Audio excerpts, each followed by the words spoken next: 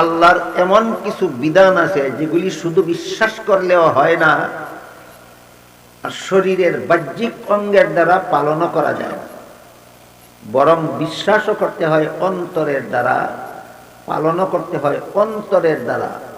এই সমস্ত বিধান পালন করার নাম আখলাক। এই সমস্ত বিধান পালন করার নাম যেমন আল্লাহ পাক রব্বুল আলামিন কুরআনের এক আয়াতে বলেন, কাদ আফলাহাল মুমিনুন আল্লাযীনা হুম ফী সালাতিহিম খাশিউন। এর অর্থ হলো ওই সমস্ত মুমিনগণ সফল যারা আল্লাহর ধ্যানে মগ্ন অবস্থায়, আল্লাহর ভয়ে ভীত অবস্থায় নামাজ আদায় করে। আমি যখন নামাজ পড়ি তখন আল্লাহর ধ্যানে মগ্ন থাকবো, এটাও আল্লাহর বিধান। আল্লাহর ধ্যানে মগ্ন থাকবো কি শরীরের অঙ্গ প্রত্যঙ্গের দ্বারা না অন্তরের দ্বারা? তাইলে এটা আল্লাহর ধ্যানে মগ্ন থাকাটা এটা আখলাকের ব্যাপার। এটা আমি যতক্ষণ নামাজে থাকি ততক্ষণ আল্লাহর ভয়ে ভীত থাকবো। কিসের দ্বারা? অন্তরের দ্বারা।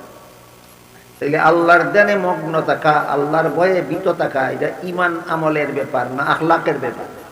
এই হলো তিনটা বিষয়। কাজেই আমাদের ঈমান কিভাবে শুদ্ধ হবে, আমল কিভাবে শুদ্ধ হবে, আখলাক কিভাবে শুদ্ধ হবে, এইগুলি বোঝার জন্য, চিনার জন্য ইসলাহি মজলিসগুলির আয়োজন হয়। তাই আগেই আমি বলে নিলাম ঈমান কাকে বলে, আমল কাকে বলে, আখলাক কাকে বলে। এবার আমরা বোঝার চেষ্টা করব শুদ্ধ কিভাবে হয় আর অশুদ্ধ কিভাবে হয়। আল্লাহর যে সমস্ত বিধান অন্তরে, শুধুমাত্র অন্তরে বিশ্বাস করতে হয়, এগুলির নাম ঈমান। তাহলে পবিত্র কোরআনে আল্লাহ যা কিছু বলেছেন সঠিক বলেছেন বলে আমি যদি বিশ্বাস করি, তাহলে আমার ঈমান হইল শুদ্ধ। ঈমান হইল শুদ্ধ। পবিত্র কোরআনে আল্লাহ যা কিছু বলেছেন এর কোনো একটার ব্যাপারে যদি আমার আপত্তি থাকে, ঈমান অশুদ্ধ। ঈমান অশুদ্ধ। যেমন একটা উদাহরণ দিয়ে শুনেন। আল্লাহ কোরআনের এক আয়াতে বলেছেন, লা ইয়ানালু আহদিজ জালিমিন। এর অর্থ হলো গুনাহগারদেরকে আমি নবুয়তের পদ দান করি না। কোন গুনাহগারকে আমি নবী বানাই না, আর যাদেরকে নবী বানাই তারা কোনোদিন গুনাহ করে না। এখন যদি আমি বলি আদম জান্নাতে আল্লাহর নিষিদ্ধ গাছের ফল খাইলেন, খাইয়া তো গুনাহ করলেন, তাহলে আমার মন্তব্যটা আল্লাহর কোরআনের পক্ষে গেল না বিরুদ্ধে গেল? তোমার ঈমান অশুদ্ধ। ঈমান কি? কেন? মন্তব্য কোরআনের বিরুদ্ধে গেছে, তোমার ঈমান অশুদ্ধ। আল্লাহ কি এমন? এটা মানুষের স্বভাব। মানুষের বেলায় এমন হতে পারে, অনেকদিন আগে কি বলেছিল মনে নাই, অনেকদিন পরে এর বিপরীত কথা বলে দিল। একজন মানুষ পূর্ববর্তীর কথার বিপরীতে পরবর্তী কথা কেন বলে? আগের কথাটা ভুলিয়া যায়। এই কারণে আপনারা কি মনে করেন আল্লাহ আগের কথা ভুলিয়া গিয়া পরবর্তীতে উল্টা কথা বলেন? তাহলে আল্লাহর আগের কথায় আর আমার আগের কথায় পরের কথায় মিল না থাকতে পারে, কিন্তু আল্লাহর আগের কথায় পরের কথায় মিলতে হয়। তাই আল্লাহ একবার বলেন গুনাহগারদেরকে নবী বানাই না, আর একবার বলেন আদম নিষিদ্ধ গাছের ফল খাইল। দুই কথার মিল কোথায়? দুই কথার মিল কোথায়? না গরমিল আছে? কি মনে করেন আল্লাহর দুই কথায় মিল থাকে, গরমিল থাকে না? মিল আছে। এটা বুঝন দরকার, মিল কোথায়? এই প্রশ্নের জবাবে গ্রহণযোগ্য তাফসীরের যত কিতাব আছে, হক্কানি উলামায়ে কেরামদের যারা যত তাফসীরের কিতাব লিখেছেন, সমস্ত তাফসীরের কিতাবে আল্লাহর এই দুই কথায় কেমনে মিল আছে দেখাইয়া দিয়েছেন। গরমিল নাই। গরমিল মনে করলেই ঈমানে গন্ডগোল হইল, ঈমান অশুদ্ধ হইল। তাহলে কোন গুনাহগারকে নবী বানাই না, এটা আল্লাহর এক কথা, আর আদমে নিষিদ্ধ গাছের ফল খাইল, এটা আরেক কথা। দুই কথার মিলটা কেমনে হয়? এই প্রশ্নের বহু জবাব তাফসীরের কিতাবে লেখা আছে। এর মধ্যে একটা জবাব হল, মানুষের কোন কাজে সওয়াব হয়, কোন কাজে গুনাহ হয় দুনিয়ার জীবনে। জান্নাতি জীবনের কোন কাজে সওয়াব নাই, গুনাহ নাই। জান্নাতি জীবনের কোনো কাজের সওয়াব নাই, কোনো নেই। যেমন ধরেন দুনিয়াতে যদি একটা মানুষে 4টা বউ রাখে তাহলে আল্লাহর বিধান মতো জায়েজ আছে, কিন্তু একসাথে যদি 4টার বেশি রাখে জায়েজ নাই। জান্নাতে তো আল্লাহ রাসূল বলেন কমপক্ষে 72টা বউ রাখবো। জান্নাতে কমপক্ষে কটা? দুনিয়ার দিকে 5টা রাখলে জায়েজ না, এই 72টা কেমনে জায়েজ হয়? এটা কই না গে? একমাত্র জবাব, জান্নাতি কোনো কাজের সাথে সওয়াব নাই, গুনাহ নেই। এবার বলেন তাহলে আদম নিষিদ্ধ গাছের ফল খাইছিলেন কোন জীবনে? এই জীবনের কোন কাজের সাথে সওয়াবেরও কোনো সম্পর্ক নাই, গুনাহেরও কোনো সম্পর্ক নাই। সুতরাং আল্লাহর আগের কথা পরের কথা মিল আছে। আল্লাহর আগের কথা পরের কথা, আগে কইছে কোনো গুনাহগারকে নবী বানাই না, পরে কইছে আদম নিষিদ্ধ গাছের ফল খাইছে জান্নাতি জীবনে, এটার সাথে গুনার কোনো সম্পর্কই নাই। বুঝে থাকলে বলেন তো আল্লাহর এক কথা আর এক কথার সাথে গড় মিলতা হে না মিলতা হে? এটা মিলাইয়া যদি আমার ঈমান করতে পারি, আল্লাহর কথার সাথে মিলতা হে যদি আমার ঈমানের, আমার বিশ্বাসের, তাহলে আমার ঈমান হইল শুদ্ধ।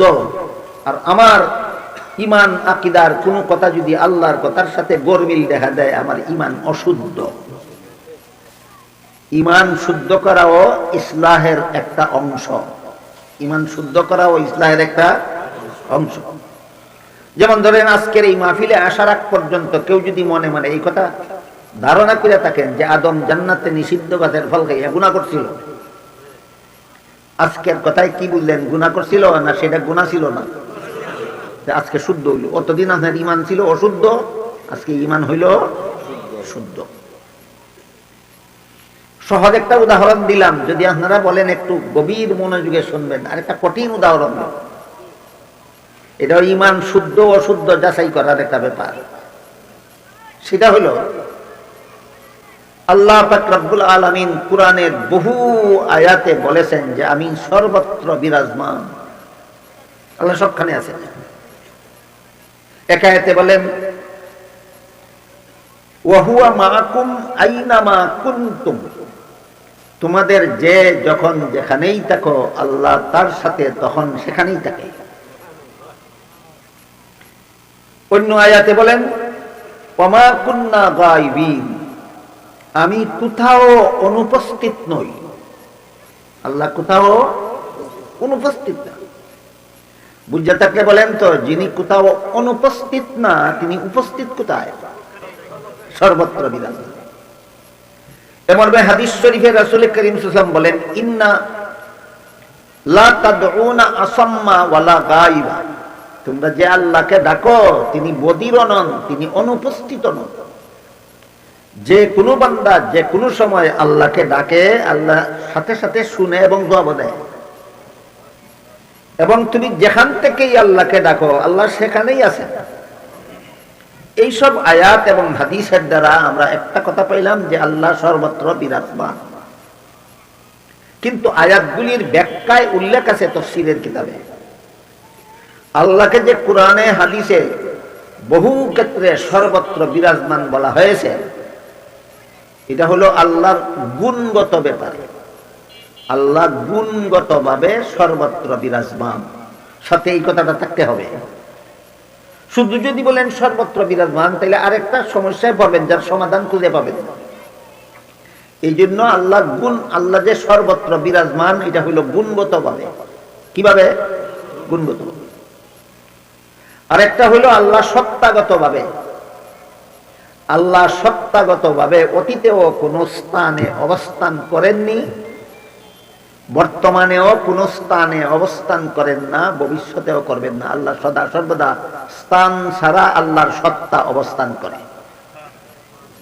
এই কথাটা আগেই বলেছি, একটু কঠিন হবে বুঝতে আপনাদের, কিছুটা সহজ হবে। অতীতের একটা কথা যদি আপনাদের জানা থাকে সেটা হলো, আপনারা বলেন তো অতীতকালে এমন এক সময় ছিল কিনা যখন শুধু আল্লাহ ছিলেন, এছাড়া জগৎ বলতে কিছুই ছিল না?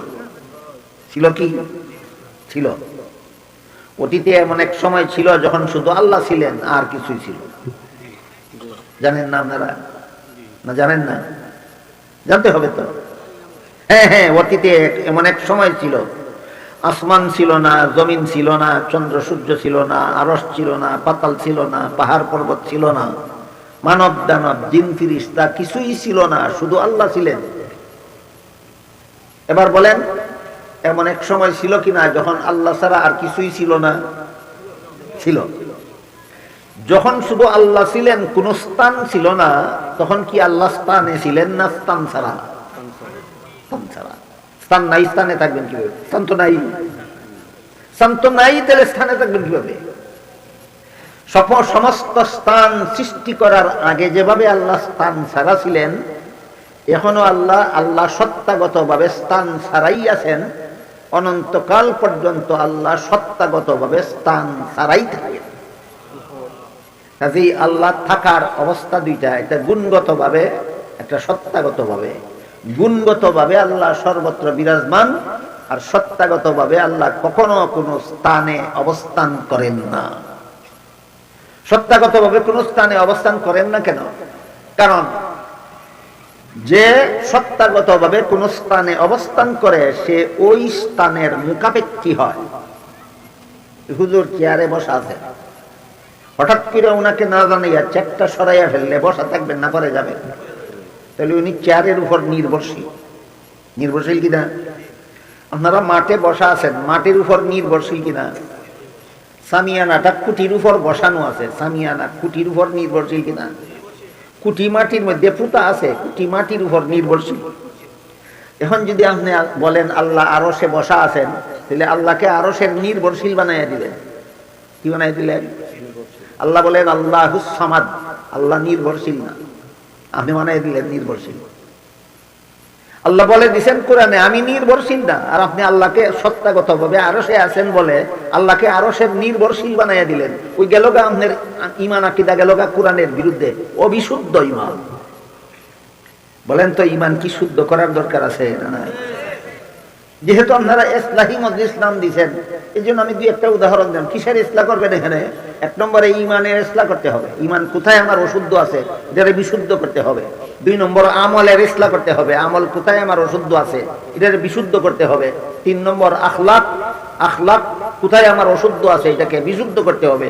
এই আলোচনাই যদি হয় না, তাহলে এই ইসলাহি মজলিস নাম দিয়া কোনো লাভ নেই।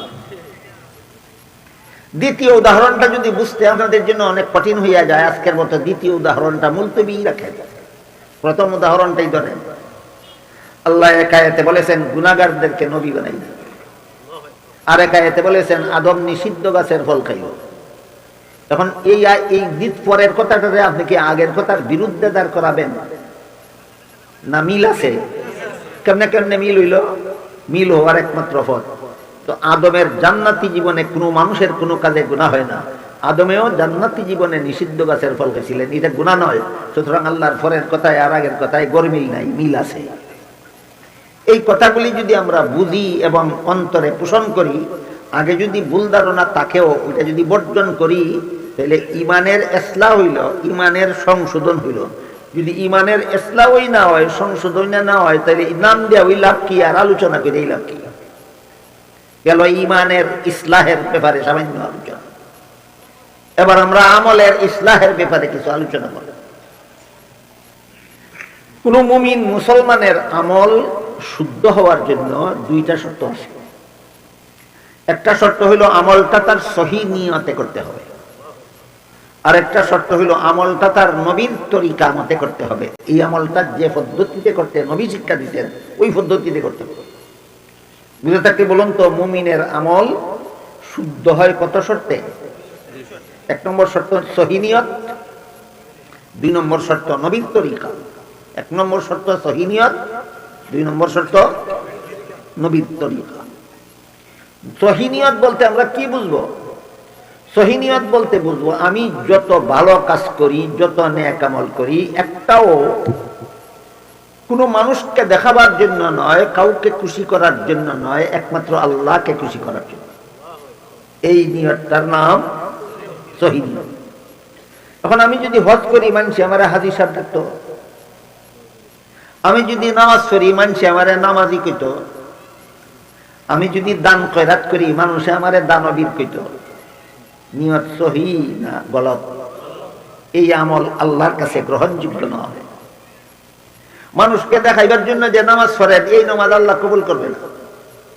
মানুষকে দেখাইবার জন্য যে নেক আমল করবেন, এই আমল আল্লাহ গ্রহণ করবেন না। তাহলে আমল শুদ্ধ হওয়ার জন্য 1 নম্বর শর্ত সহিহ নিয়ত, 2 নম্বর শর্ত নবীর তরিকা। নবীর তরিকা বলতে নবীর শিক্ষা দেওয়া পদ্ধতি। কোন আমলটা কোন পদ্ধতিতে করতে হবে সবগুলি আল্লাহর নবী শিক্ষা দিয়েছেন। যেমন 5 বেলার নামাজের জমাতের জন্য নবী শিক্ষা দিয়েছেন আযান একামত দিয়া পুরুষরা মসজিদে গিয়া জমাতে নামাজ পড়বে। এই 5 বেলার নামাজের পুরুষের জন্য 5 বেলার নামাজের বেলায় নবীর তরিকা, আযান দিবে, একামত দিবে, মসজিদে যাবে, জমাতে নামাজ পড়বে। পুরুষের জন্য এটাই 5 বেলার নামাজের তরিকা। জুম্মার নামাজের বেলায়ও আযান একামত নবীর তরিকায় আছে। ঈদের নামাজে জমাত আছে, আযানও নাই, একামতও নাই। বুঝে থাকলে আবার বলেন তো, 5 বেলার নামাজের জমাতের জন্য আযান দিলেন, একামত দিলেন, জুম্মার নামাজের জমাতের জন্য আযান দিলেন, একামত দিলেন, ঈদের নামাজের জমাত তো আরো অনেক বড়, সেখানে আযান একামত দিলেন না কেন? নবীর তরিকায় নাই, দিলেন না কেন? তাইলে আপনার আমল আল্লাহর কাছে গ্রহণ। আর যদি যুক্তি চালাইয়া দেন, 5 বেলার নামাজের জমাতের সুবিধার জন্য আযান একামত দিলাম, জুম্মার নামাজের জমাতের সুবিধার জন্য আযান একামত দিলাম, ঈদের নামাজে তো এই দরকার আরো বেশি, আযান দিলে সব মুসল্লিরা জানতে পারবে, একামত দিলে সব মুসল্লিরা কাতার সোজা করে দাঁড়ায় যাইবে। যুক্তি খাটে না। নবীর তরিকার বিরুদ্ধে যুক্তি দেওয়ার নাম ওই বেদাত। নবীর তরিকার বিরুদ্ধে যুক্তি দেওয়ার নাম ওই বেদাত। আপনি বেদাত করেন, মন গড়া যুক্তি দিয়ে আমল করেন, এই আমল আল্লাহর কাছে গ্রহণযোগ্য হবে না। যে আমলের যে নিয়ম নবী শিক্ষা দিয়েছেন, সেই আমল যেই নিয়মই করতে হবে। তারপরে দেখুন, 5 বেলার নামাজে, জুম্মার নামাজে, ঈদের নামাজে কোরআন তেলাওয়াত আছে নবীর তরিকা মতে, রুকু সেজদাও আছে। জানাজার নামাজে কোরআন তেলাওয়াত নাই, রুকু সেজদাও নেই। কোরআন তেলাওয়াত করা একটা সওয়াবের কাজ, রুকু করা সওয়াবের কাজ, সেজদা করা সওয়াবের কাজ। জানাজার নামাজে করব না কেন? নবীর তরিকায় নেই। তাহলে আমরা কি মন গড়া যুক্তি দিয়ে আমল করব না নবীর তরিকা মতে আমল করব? এটা হইল আমল কবুল হওয়ার 2 নম্বর শর্ত। আমল কবুল হইবার 2 নম্বর শর্ত। তাই কেউ যদি আমলের বেলায় সহি নিয়ত না রাখেন, তার নিয়ত সহি করলে তার ইসলাহ হইল, সংশোধন হইল। কেউ যদি আমলের বেলায় মন গড়া যুক্তি দিয়ে করে থাকেন, এখন থেকে মন গড়া যুক্তি বাদ দিয়ে কোন পদ্ধতিতে নবী শিক্ষা দিয়েছেন নবীর তরিকা মতে করেন, তাহলে আপনার আমলের ইসলাহ হইল, সংশোধন হইল। যেহেতু ইসলাহি মজলিস নাম দিয়েছেন, ইমানের কিভাবে ইসলাহ হয় সামান্য একটু আভাস দিলাম, আমলের কিভাবে ইসলাহ হয় সামান্য একটু আভাস দিলাম। এবার আখলাকের ব্যাপার। আখলাক আল্লাহর ওই সমস্ত বিধানকে বলে যে বিধানগুলি বিশ্বাসও করতে হয় অন্তরের দ্বারা, পালনও করতে হয় অন্তরের দ্বারা। অন্তরের দ্বারা পালনীয় কতগুলি বিধান আছে আল্লাহ। ওই যে একটু আগে বললাম, নামাজে আমি আল্লাহর ধ্যানে মগ্ন থাকবো, কিসের দ্বারা? অন্তরের দ্বারা। নামাজে আমি আল্লাহর ভয়ে ভীত থাকবো, কোন অঙ্গের দ্বারা? অন্তরের দ্বারা। তাহলে আল্লাহর যেসব বিধান অন্তরের দ্বারা পালন করতে হয়, এইগুলির নাম আখলাক। এগুলির নাম আখলাক। মানুষের মনের মধ্যে কতগুলি কুস্বভাব অটোমেটিকলি জন্ম হয়। যেমন ভাবে গৃহস্থের ক্ষেতের মধ্যে আগাছা এমনিই জন্ম হয়, না ফলায়? আপনারা কেডা কেডা জমিনের মধ্যে আগাছা ফলায়? তাহলে ফলে না আগাছা? কেমনে ফলাইয়া ফলে না এমনি ফলে? যেমন ভাবে কৃষকের ক্ষেতের মধ্যে আগাছা এমনিই ফলে, ফলানি লাগে না, তেমনি ভাবে মানুষের মনের মধ্যে কতগুলি কুস্বভাবের আগাছা এমনিই ফলে, ফলানি লাগে না। এই সমস্ত কুস্বভাবের তাড়নায় মানুষ দিন রাত 24 ঘন্টা কোনো না কোনো গুনায় লিপ্ত থাকে, আর গুনাহ করতে করতে মরে। আজকে বুঝলেন কিনা, মানুষ দিন রাত 24 ঘন্টা গুনায় লিপ্ত থাকে আর গুনাহ করতে করতে মরে। কিসের কারণে? কতগুলি কুস্বভাবের কারণে। কিসের কারণে? কতগুলি কুস্বভাবের কারণে মানুষ সর্বদা গুনায় লিপ্ত থাকে আর গুনাহ করতে করতে মরে। এই সমস্ত কুস্বভাব সর্বমোট 10টা। যে সমস্ত কুস্বভাবের কারণে মানুষ সবসময় গুনায় লিপ্ত থাকে এবং গুনাহ করতে করতে মরে, এই সমস্ত কুস্বভাব সর্বমোট 10টা। এই 10টা কুস্বভাবের মধ্যে একটা কুস্বভাবের নাম আনানিয়ত, বাংলায় কয় আমিত্ব, এটারে বাংলায় অহংকার হয়। অহংকার শব্দটাই আমরা সকলে সহজে বুঝি। এই অহংকার হইল মানুষের মনের একটা কুস্বভাব, এরকম আরো 9টা আছে। এক একটা কুস্বভাবের কারণে মানুষের শত শত গুনায় লিপ্ত থাকে। এক একটা গুনার এক একটা কুস্বভাবের কারণে যদি শত শত গুনায় লিপ্ত থাকে, তাহলে সর্বমোট 10টা কুস্বভাব যার অন্তরে আছে, কি পরিমাণ গুনায় লিপ্ত থাকবে মনে করেন আপনারা? এই কুস্বভাবগুলির থেকে মনকে পরিষ্কার করা, এটার নাম হইল আখলাকের সংশোধন। একটা হইল ইমানের সংশোধন, একটা হইল আমলের সংশোধন, আর একটা হইল কুস্বভাবের সংশোধন। সংশোধন সর্বমোট কত প্রকার হইল? ইসলাহ কত প্রকার হইল? একটা ইমানের ইসলাহ, একটা আমলের ইসলাহ, একটা আখলাকের ইসলাহ। একটা হইল ইমান সংশোধন, একটা হইল আমল সংশোধন, একটা হইল চরিত্র সংশোধন। ইমান সংশোধন হয় কোরআন বিরোধী কোনো কথা বিশ্বাস না করলে ইমান সংশোধন। সহিহ নিয়তে আর নবীর তরিকা মতে আমল করলে হয় আমল সংশোধন। এবার আমরা বোঝার চেষ্টা করি আখলাক এর সংশোধন কিভাবে হয়। যত যত কুস্বভাব মানুষের মনের মধ্যে জন্ম হয়, এর মধ্যে একটা কুস্বভাবের নাম কি? অহংকার। এই অহংকার এর 4টা স্তর আছে। প্রথম স্তরের নাম হলো উজব, দ্বিতীয় স্তরের নাম হলো কিবর, তৃতীয় স্তরের নাম হলো তাকাব্বুর, চতুর্থ স্তরের নাম হলো ইস্তেকবার। এই শব্দগুলি আপনারা যারা আলেম না, মাদ্রাসার ছাত্র না, আপনারা বুঝবেন না। এই জন্য সকলে বুঝার মতো করে আমি বাংলায় কই। হ্যাঁ, বাংলায় কই। অহংকারের প্রথম স্তরটা হইল অহংকারের বীজ, 2 নম্বরটা হইল অহংকারের চারা, 3 নম্বরটা হইল অহংকারের গাছ, 4 নম্বরটা হইল অহংকারের ফসল। এবার বুঝলেন কিনা? মনের 10টা কুস্বভাবের মধ্যে একটা কুস্বভাবের নাম অহংকার। এটার 4টা শাখা। প্রথম শাখার নাম বীজ, দ্বিতীয়টার নাম চারা, তৃতীয়টার নাম গাছ, চতুর্থটার নাম ফসল। আমি প্রত্যেকটার পরিচয় বলবো যেন আপনারা প্রত্যেকেই টের পান আপনাদের কার মধ্যে কত নম্বরটা আছে।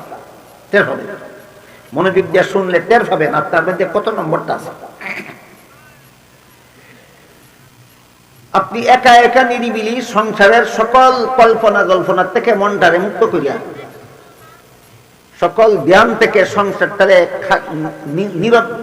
খালি করিয়া নিরিবিলি একা একা নির্জনে বৈশা নিজের মনকে নিজে জিজ্ঞাসা করেন যে তোমার মধ্যে কোনো গুণ আসেনি? মনে বলবে অবশ্যই আমার মধ্যে অনেকগুলি গুণ আছে। আমি চোখে দেখি যে আমার একটা গুণ, আমি কানে শুনি এটা আমার একটা গুণ, আমি মুখে কথা বলতে পারি এটা আমার একটা গুণ, আমি হাতে ধরতে পারি এটা আমার একটা গুণ, আমি পায়ে চলতে পারি এটাও আমার একটা গুণ। আর যারা বিদ্যা বুদ্ধি আছে এরা তো গুণের সীমাই নাই, যারা এলেম কালাম আছে এরা তো গুণের সীমাই নেই। যখন মনে জব দিবে আপনারা যে আমার মধ্যে অনেকগুলি গুণ আছে, তখন আবার আপনি তাকে প্রশ্ন করুন তোমার গুণের জন্য তুমি প্রশংসা পাওয়ার যোগ্য নেই। তখন যদি মনে কয় যে আমার গুণের জন্য আমি প্রশংসা পাওয়ার যোগ্য, এটাই প্রমাণ তোমার অন্তরে অহংকারের বীজ আছে। এই বীজ সম্পর্কে হাদিস শরীফে রাসূল বলেছেন সরিষার বিন্দু পরিমাণ অহংকার থাকলেও জাহান্নামের শাস্তি ভোগ করতে হবে। যে মনে মনে ভাবে আমার গুণের জন্য আমি প্রশংসা পাওয়ার যোগ্য, তার এই ভাবনাটার কারণে জাহান্নামের শাস্তি ভোগ করতে হবে। একটা কুস্বভাবের ফসল মাত্র। তাহলে আমার মনের এই অহংকারের বীজ থেকে আমার মনটাকে পরিষ্কার করা দরকার কিনা? পরিষ্কার করার পদ্ধতিটার নাম হইল আখলাক সংশোধনের ব্যবস্থা। কি সংশোধনের ব্যবস্থা? আখলাক সংশোধনের। আর যদি মনের ভাবনাটারে মনে মনে চাপা দিয়া না রেখে মুখে কইয়া ফেলে আমি জ্ঞানী, আমি গুণী, আমি বুদ্ধিমান, আমি শক্তিশালী, এটার নাম হইল অহংকারের চারা। আর যদি নিজের জ্ঞান গরিমাকে অপরের সাথে তুলনা করে অমুকের এত বিদ্যা বুদ্ধি নাই আমার যত আছে, এটা কয় অহংকারের গাছ। আর যদি নিজের সুযোগ্য এবং অপরকে অযোগ্য প্রমাণ করার জন্য তার সাথে অবিচার শুরু করে, এটার নাম অহংকারের ফসল। এবার বলেন, আপনারা যে সমাজে বাস করেন, এই সমাজের কোন মুসলমান অন্য মুসলমানের সাথে অন্যায়, অত্যাচার, অবিচার, জুলুম, নির্যাতন করে কিনা? কোন গাছের ফসল? অহংকারের গাছের ফসল। আমি আগেই কিছু মনোযোগ দিয়ে শুনলে আর বুঝলে টের পাবেন আপনাদের কার মধ্যে কোনটা আছে। আপনি যদি শুধু মনে মনে ভাবেন আমার জ্ঞান, আমার গুণের জন্য আমি প্রশংসা পাওয়ার যোগ্য, তাহলে আপনার অন্তর অহংকারের বীজ আছে, এটা হারাম। এটা অন্তর থেকে উফরাইয়া না ফেলা পর্যন্ত আপনার অন্তর অপবিত্র, অশুদ্ধ অন্তর। অন্তরকে শুদ্ধ করা যেন হইল আখলাক শুদ্ধ করার ব্যবস্থা। আর যদি আপনি মনে করেন আমি তো শুধু মনে মনে ভাবি না, আমি তো মুখেও কইয়া থাকি আমার অমুক গুণ আছে, আমার তমুক গুণ আছে, তাহলে আপনার মধ্যে অহংকারের বীজে সারা বোঝাইছে। আর যদি আপনি অন্যদের সাথে তুলনা করে দেখেন যে অমুকের এত কিছু নাই, আমার যা কিছু আছে, তাহলে আপনার অহংকারের সারা গাছ হয়েছে। আর আপনি যদি অমুককে আপনার থেকে ছোট প্রমাণ করার জন্য সমাজে তার সাথে অবিচার শুরু করেন, তাহলে আপনার অহংকারের গাছও ফসল ধরছে। এবার বলেন তো, অহংকারের 4টা স্তরের কোনটা সচ্চরিত্র না সবটাই অসচ্চরিত্র? অসচ্চরিত্র। ইসলাহের পথ, সংশোধনের পথ। আমি আজকের মতো সংশোধনের, শুধু অহংকারের বীজ সংশোধনের একটা পথ কইয়া দিই, আর বাকিটা আপনারা আপনাদের এলাকার সুযোগ্য উলামায়ে কেরাম বুজুর্গানে দিনের কাছ থেকে শিক্ষা নিবেন এবং এই অন্তরকে পবিত্র করার ব্যবস্থা গ্রহণ করবেন, সেটা আপনাদের ব্যাপার। আমি শুধু ব্যাপারটা বোঝানোর জন্য আজকের মতো অহংকারের বীজ থেকে অন্তরকে পবিত্র করার, পরিষ্কার করার একটা পথ, সংশোধন করার একটা পথ বলে দিই। আমার মনে বলে আমার দেখার গুণের জন্য আমি প্রশংসা পাওয়ার জন্য, আমার মন বলে আমার কানে শোনার গুণের জন্য আমি প্রশংসা পাওয়ার জন্য, আমার মন বলে আমার এলেম কালামের জন্য আমি প্রশংসা পাওয়ার জন্য, আমার মন বলে আমার বিদ্যা বুদ্ধির জন্য আমি প্রশংসা পাওয়ার জন্য, তাই না? এটার নামই তো অহংকারের বীজ। এইটাকে সমূলে দমন করার জন্য আল্লাহ পাক রব্বুল আলামিন যে ব্যবস্থা দিয়েছেন, সেই ব্যবস্থা হইল 5 বেলার নামাজ। 5 বেলার নামাজে আপনারা কোরআনের কোন সূরা সর্বপ্রথম পড়েন? সূরা ফাতিহার প্রথম কথাটা হলো আলহামদুলিল্লাহ। সূরা ফাতিহার প্রথম কথাটা কি? আপনাদের মধ্যে কেউ বলতে পারেন এই আলহামদুলিল্লাহ অর্থ কি? সমস্ত প্রশংসা আল্লাহর। আমরা প্রত্যেকদিন নামাজে দাঁড়িয়ে স্বীকার করি সমস্ত প্রশংসা আল্লাহর, সমস্ত প্রশংসা আল্লাহর, সমস্ত প্রশংসা আল্লাহর। বুঝা না বুঝা, এখন বুঝা শুনে কও সমস্ত প্রশংসা যদি আল্লাহর হইয়া থাকে, তাহলে তোমার চোখে দেখার গুণের প্রশংসা কার ভাগে গেল? তুমি না আজকাল ভাবছিলা তোমার সমস্ত প্রশংসা যদি আল্লাহর হইয়া থাকে, তাহলে তোমার কানে শোনার গুণের প্রশংসা কার ভাগে গেল? তোমার এলেম কালামের গুণের প্রশংসা কার ভাগে গেল? তোমার বিদ্যা বুদ্ধির গুণের প্রশংসা কার ভাগে গেল? তাহলে তুমি ভাবো কি আর নামাজে দাঁড়িয়ে বলো কি এটা মিল করো, মিল করলেই ইসলাহে নফস হয়ে যাবে। এখানে আর একটা বিষয় একটু ক্লিয়ার করে দিই আপনাদের। এবার আপনারা বলেন আপনাদের চোখে দেখার গুণ, কানে শোনার গুণ, কথা বলার গুণ, হাতে ধরার গুণ, পায়ে চলার গুণ, বিদ্যা বুদ্ধির গুণ, এলিম কালামের গুণ নিজেদের উপার্জন না আল্লাহর দান? তাহলে আল্লাহ হইলেন দাতা আর আপনি হইলেন গ্রহিতা। আল্লাহ হইলেন দাতা আর আপনি হইলেন গ্রহিতা। এখন নিজের বিবেককে জিজ্ঞাসা করে বলেন, গ্রহিতা হয় প্রশংসার যোগ্য না দাতা? এবার আবারও কও, তোমার চোখে দেখার গুণের জন্য প্রশংসা কার? এইটা যেদিন অন্তরে হাসিল হবে, সেই দিন অন্তর থেকে অহংকারের বীজ উপড়ে ফেলা হবে। আমার মধ্যে যত গুণ দেখো একটাও আমার উপার্জন নয়, সবগুলি আল্লাহর দান।